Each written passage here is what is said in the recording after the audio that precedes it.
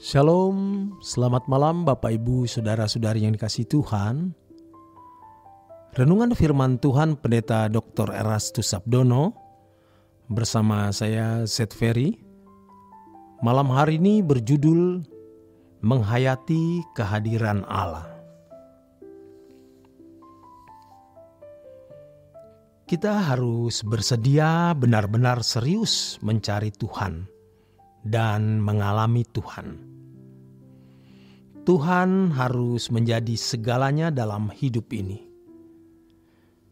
Kita harus benar-benar ngotot mencari Tuhan, lebih dari mencari uang, harta, karir, atau apapun juga. Kita juga harus benar-benar ngotot mengerahkan semua potensi kita untuk dapat mengalami Tuhan.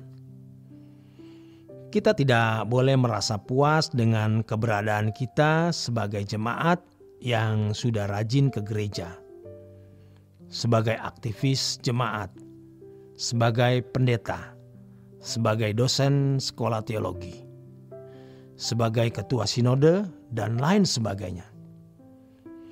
Kita harus selalu merasa kurang, selalu haus untuk mengalami perjumpaan dengan Allah.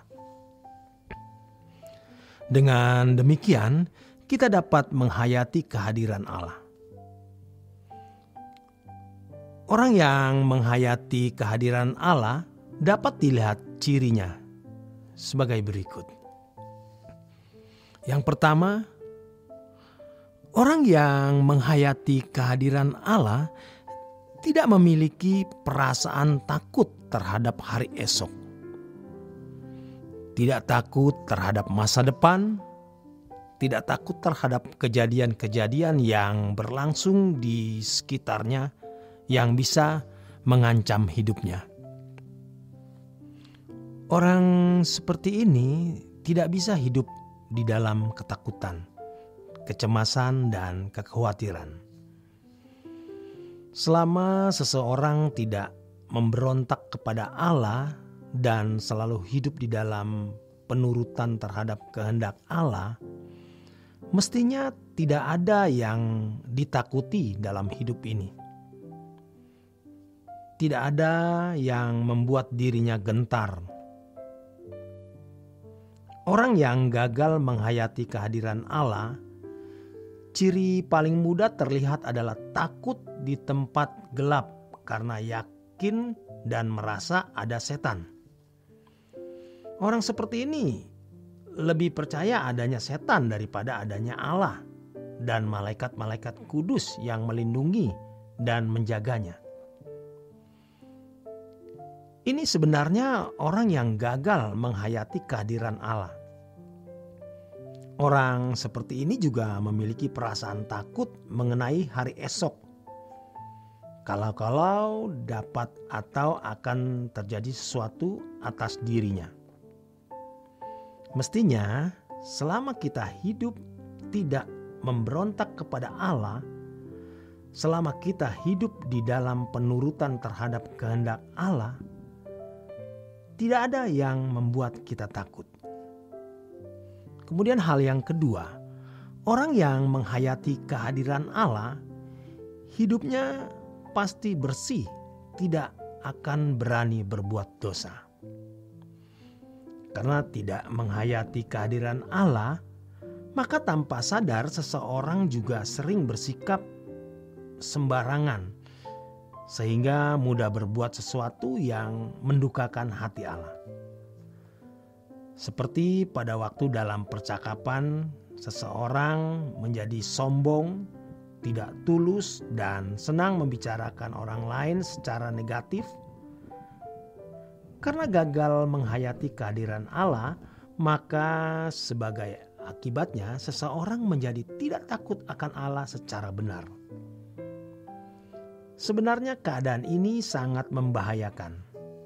Sebab jika terjadi berlarut-larut, maka dapat membangun kebiasaan hidup yang tidak menghormati Allah. Orang yang tidak menghormati Allah pasti juga tidak mengasihi Allah. Dan orang yang tidak mengasihi Allah adalah orang yang terkutuk. 1 Korintus 16 ayat yang ke-22. Kemudian hal yang ketiga, orang yang menghayati kehadiran Allah pastilah orang yang berani berkorban untuk pekerjaan Allah. Hal ini sebenarnya sulit dibicarakan, tetapi tetap harus dibicarakan dengan tegas dan jelas.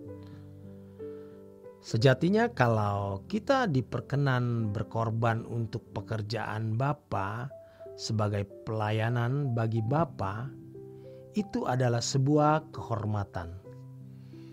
Tentu pelayanan bagi Bapa adalah tindakan kasih kepada orang yang membutuhkan pertolongan.